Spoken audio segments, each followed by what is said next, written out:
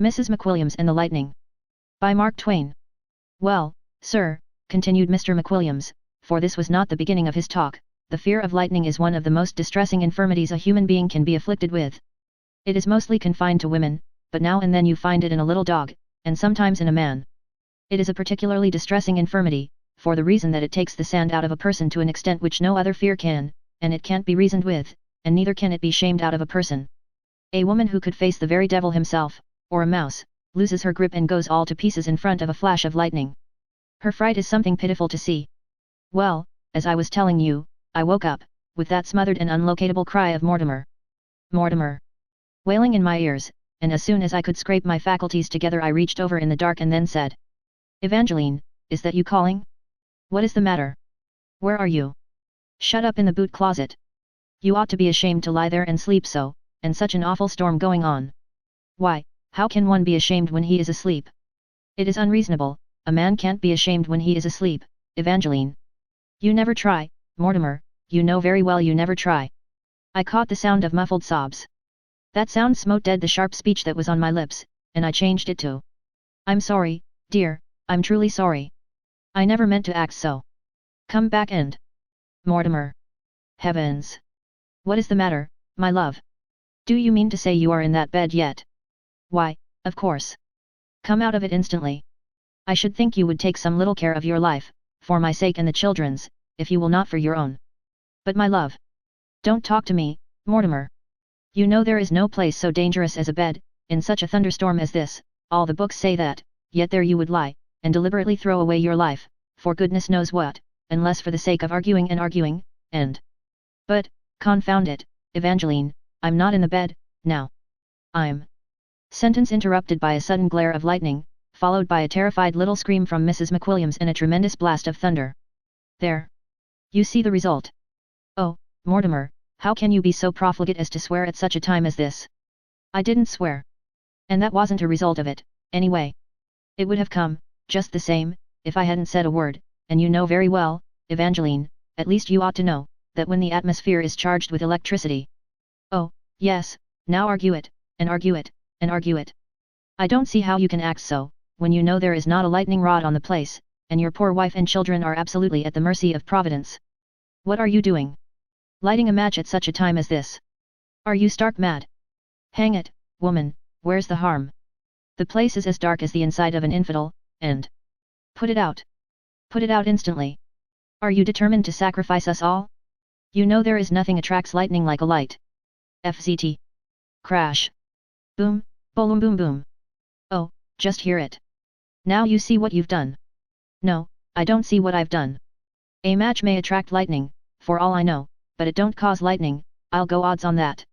And it didn't attract it worth a cent this time, for if that shot was leveled at my match, it was blessed poor marksmanship, about an average of none out of a possible million, I should say.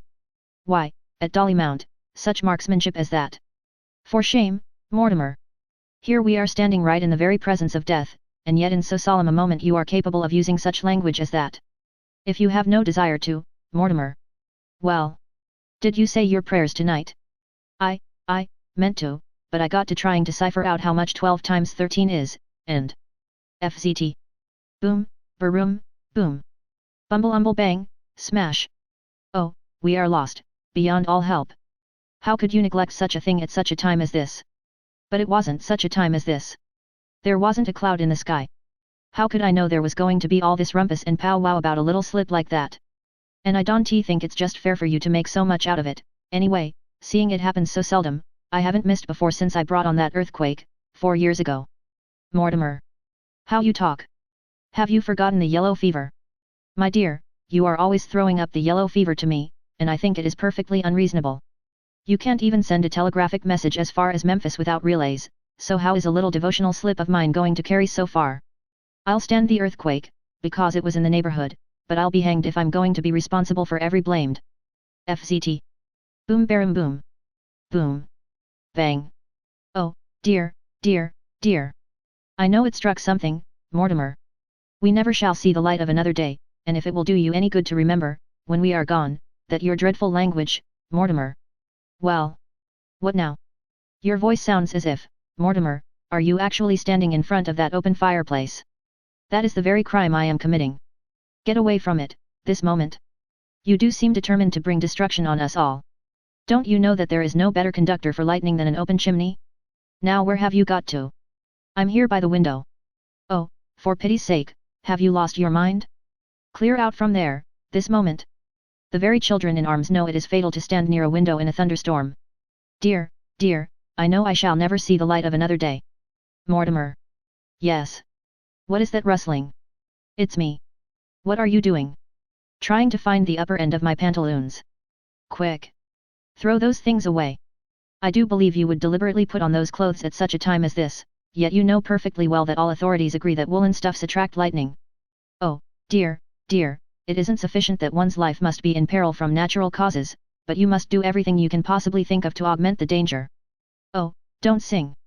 What can you be thinking of? Now where's the harm in it? Mortimer, if I have told you once, I have told you 100 times, that singing causes vibrations in the atmosphere which interrupt the flow of the electric fluid, and, what on earth are you opening that door for? Goodness gracious, woman, is any harm in that? Harm? There's death in it. Anybody that has given this subject any attention knows that to create a draft is to invite the lightning. You haven't half shut it tight, and do hurry, or we are all destroyed. Oh, it is an awful thing to be shut up with a lunatic at such a time as this. Mortimer, what are you doing? Nothing. Just turning on the water. This room is smothering hot and close. I want to bathe my face and hands. You have certainly parted with the remnant of your mind. Where lightning strikes any other substance once, it strikes water 50 times. Do turn it off. Oh, dear, I am sure that nothing in this world can save us. It does seem to me that, Mortimer, what was that? It was a day, it was a picture. Knocked it down. Then you are close to the wall. I never heard of such imprudence. Don't you know that there's no better conductor for lightning than a wall? Come away from there. And you came as near as anything to swearing, too. Oh, how can you be so desperately wicked, and your family in such peril? Mortimer, did you order a feather bed, as I asked you to do? No. Forgot it. Forgot it. It may cost you your life. If you had a feather bed, now, and could spread it in the middle of the room and lie on it, you would be perfectly safe. Come in here, come quick, before you have a chance to commit any more frantic indiscretions. I tried, but the little closet would not hold us both with the door shut, unless we could be content to smother. I gasped a while, then forced my way out. My wife called out. Mortimer, something must be done for your preservation. Give me that German book that is on the end of the mantelpiece, and a candle, but don't light it, give me a match, I will light it in here. That book has some directions in it. I got the book, at cost of a vase and some other brittle things, and the madam shut herself up with her candle. I had a moment's peace, then she called out. Mortimer, what was that? Nothing but the cat. The cat. Oh, destruction. Catch her, and shut her up in the washstand. Do be quick, love, cats are full of electricity. I just know my hair will turn white with this night's awful perils. I heard the muffled sobbings again. But for that, I should not have moved hand or foot in such a wild enterprise in the dark. However, I went at my task, over chairs, and against all sorts of obstructions, all of them hard ones, too, and most of them with sharp edges, and at last I got Kitty cooped up in the commode, at an expense of over $400 in broken furniture and shins. Then these muffled words came from the closet. It says the safest thing is to stand on a chair in the middle of the room, Mortimer, and the legs of the chair must be insulated, with non-conductors. That is, you must set the legs of the chair in glass tumblers. FZT. Boom, bang. Smash. Oh, hear that? Do hurry, Mortimer, before you are struck. I managed to find and secure the tumblers. I got the last 4, broke all the rest. I insulated the chair legs, and called for further instructions. Mortimer, it says, Warend eins Twitters entfern man metal, wie sie be, ring, urine, Schlüssel, etc., von sich und halt sich auch nicht in Solkenstellen auf, wo viel metal beieinander liegen, oder mit andern Korpern verbunden sind, wie in Herden, Afen, Eisengittern udgl. What does that mean, Mortimer? Does it mean that you must keep metals about you, or keep them away from you? Well, I hardly know. It appears to be a little mixed. All German advice is more or less mixed. However, I think that sentence is mostly in the dative case, with a little genitive and accusative sifted in, here and there, for luck, so I reckon it means that you must keep some metals about you. Yes, that must be it. It stands to reason that it is. They are in the nature of lightning rods, you know. Put on your fireman's helmet, Mortimer, that is mostly metal. I got it and put it on, a very heavy and clumsy and uncomfortable thing on a hot night in a close room. Even my night dress seemed to be more clothing than I strictly needed. Mortimer, I think your middle ought to be protected. Won't you buckle on your militia saber, please? I complied. Now, Mortimer, you ought to have some way to protect your feet. Do please put on your spurs. I did it, in silence, and kept my temper as well as I could. Mortimer, it says, das Twitterladen ist sehr gefährlich, weil die Glock selbst, so ieder durch das Lautenveren last Luftzug und die Hohe Therms den Blitz an sie Henkenton. Mortimer, does that mean that it is dangerous not to ring the church bells during a thunderstorm? Yes, it seems to mean that, if that is the past participle of the nominative case singular, and I reckon it is. Yes, I think it means that on account of the height of the church tower and the absence of Luftzug it would be very dangerous, sehr gefährlich, not to ring the bells in time of a storm, and moreover, don't you see, the very wording. Never mind that, Mortimer, don't waste the precious time in talk. Get the large dinner bell, it is right there in the hall. Quick, Mortimer dear, we are almost safe. Oh, dear, I do believe we are going to be saved, at last. Our little summer establishment stands on top of a high range of hills, overlooking a valley. Several farmhouses are in our neighborhood, the nearest some 300 or 400 yards away. When I, mounted on the chair, had been clanging that dreadful bell a matter of 7 or 8 minutes, our shutters were suddenly torn open from without, and a brilliant bull's-eye lantern was thrust in at the window, followed by a hoarse inquiry. What in the nation is the matter here? The window was full of men's heads, and the heads were full of eyes that stared wildly at my nightdress and my warlike accoutrements. I dropped the bell, skipped down from the chair in confusion, and said, "There is nothing the matter, friends, only a little discomfort on account of the thunderstorm. I was trying to keep off the lightning." Thunderstorm? Lightning? Why, Mr. McWilliams, have you lost your mind? It is a beautiful starlight night, there has been no storm. I looked out, and I was so astonished I could hardly speak for a while. Then I said, "I do not understand this." We distinctly saw the glow of the flashes through the curtains and shutters, and heard the thunder. One after another of those people lay down on the ground to laugh, and 2 of them died.